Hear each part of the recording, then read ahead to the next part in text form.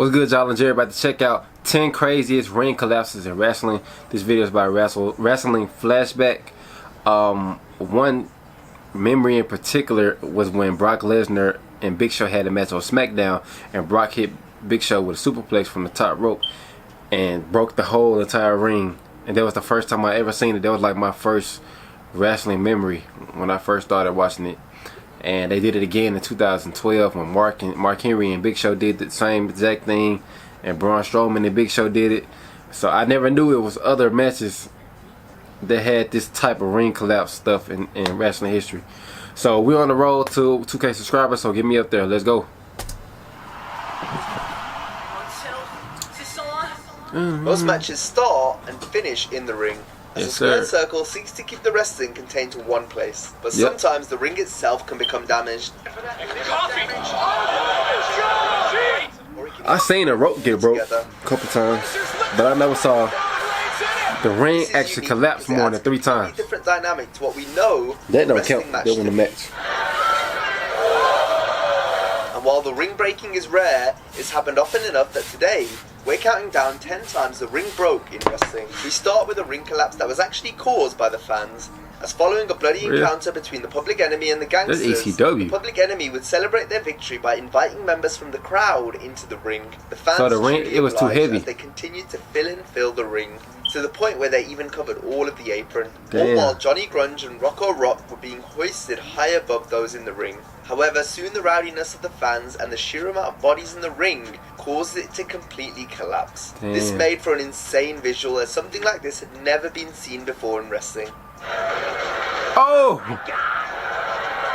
The people continued to go crazy, with fans even being seen crawling out of the rubble. It was moments like this that made us love ECW so much. That's what's up. No other major promotion made the fans part of the show more than they did. Next, we go to a tag team match from Raw in the fall of 1999. Here, the New Age Outlaws would take on the Acolytes in a physical tag team encounter. In fact, the bout was so physical it caused the top turnbuckle to completely come off. Damn. Where it would then be used as a weapon, leading to Billy Gunn being busted open. Despite the bloodshed, the Outlaws managed to score the victory following a chair shot. You idiot! Help! Oh! The rope breaking gave the match a very different feel, and it was fun to see how the wrestlers used the surroundings. I remember when Chris Jericho, also made the Acolytes seem when he was going for a line assault at one pay-per-view in 2002, the middle rope broke, and he had to use the top rope coming away with the win. to do the lines to finish the move off. Happened at a WWE live event in Newcastle during a match between Drew McIntyre and Bobby Lashley. Both men would run towards the ropes on opposite sides of the ring. McIntyre would hit first, but he would lose his footing slightly due to the top rope snapping off. Things were much worse for Lashley though, as the Almighty reached the ropes a second later than Drew, meaning Lashley had no rope to shoot off from, resulting in him crashing and burning to the outside. Damn. Oh. This was an extremely scary moment, as Lashley had little control over how and where he landed. Thankfully though, his head just missed colliding with the apron, and he was able to land onto the mat on the outside without suffering injury. The two finished the match with the top rope missing as McIntyre grabbed the win. But all fans were talking about afterwards was how Bobby Lashley was lucky to be okay following such a dangerous accident. We're going to now look at the ring breaking, all thanks to the work of just one man. This happened on the 3rd episode of WCW Thunder back in 1990. He did it in 1990. At the end of the show, Kevin Nash attempted to goad the Giant into hitting him. As if the Giant did attack Big Sexy, then their upcoming match at Sold Out would have been... Instead of taking the bait, though, the Giant took out his anger by uprooting the ring post, which led to the ring itself ultimately giving way. I've never seen a human being do anything like this in my life. He do Saturday at Sold Out to Kevin Nash. Unbelievable! This was a great angle to end the show, as it got over how badly the Giant wanted to get his hands on Nash. And while Scott Hall's selling in the ring may have come across a bit comical, the show certainly ended with the Giant looking like an angry monster who couldn't wait to put a beating on Kevin Nash at the pay-per-view, even though that isn't quite what ended up happening. While our last example achieved what it set out to do, this was last year, just left fans scratching their heads. And it went down at the main event of the 2021 Extreme Rules pay-per-view, where Roman Reigns defended the Universal Championship against the Demon Finn Balor. Deep into the bout, the Demon climbed to the top, ready to hit his coup de grace finisher. However, before he could do it, the rope gave way underneath him, and Balor fell to the mat. As he struggled back to his feet, Finn would then be met with a spear, which managed to get the 3 count and the win for Roman Reigns. No storyline reason was ever given as to why the rope malfunctioned. Oh, dang.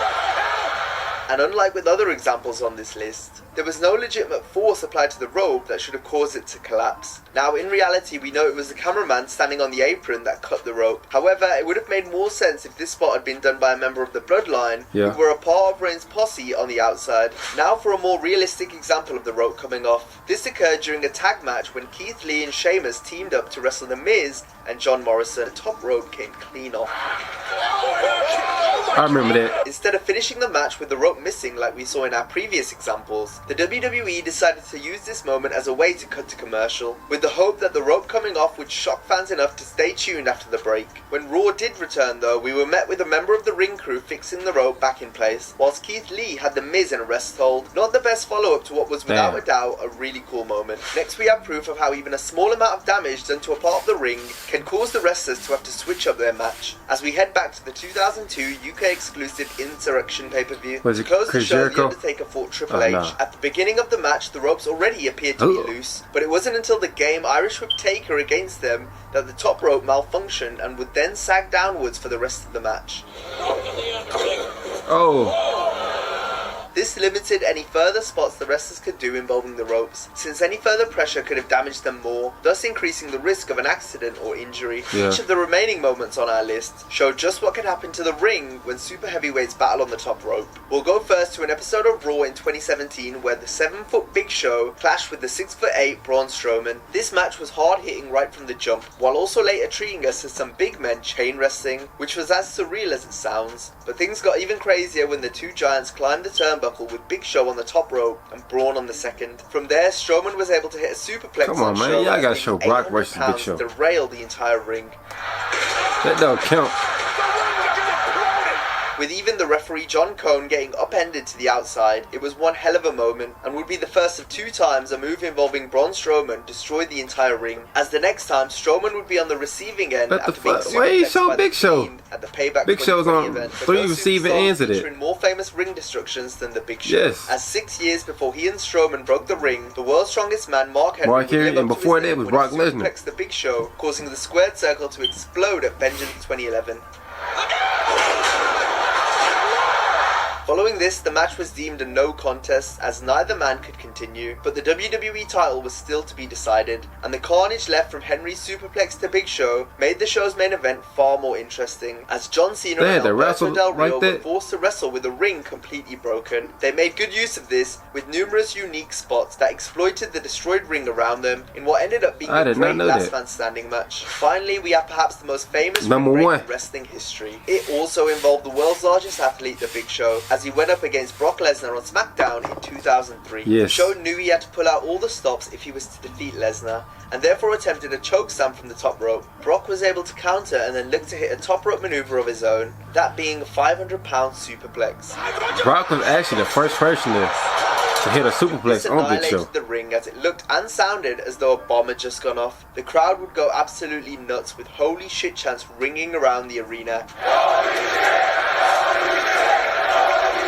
Michael Cole and Taz perfectly sold the magnitude of what had just happened. This would go down as one of the most memorable moments in WWE history, especially since fans have never seen anything like it before, which explains their reaction. And as we've seen from this list, the WWE have tried to replicate this numerous times since, but none have had the same effect as when the Big Show and Brock Lesnar imploded the ring on SmackDown. Nothing's gonna be like the first time. Us to the end of this video. As always, if you enjoyed the video, be sure to give it a like and subscribe to the channel. And if you alright, y'all, great video, man. I was wondering if they was gonna put this moment right there on the video, man. So that was like my first introduction to wrestling, like back in 2003. I didn't started watching wrestling fully until the next year, 2004. But that moment right there was like one of my first entries into watching SmackDown and me falling in love with SmackDown. So overall, man, let me know what y'all thought of my reaction to this video. Like, comment, subscribe. Shout out to my guy Daniel De Leon for recommending this video to me. And I'll see y'all next time. I'm out. Peace.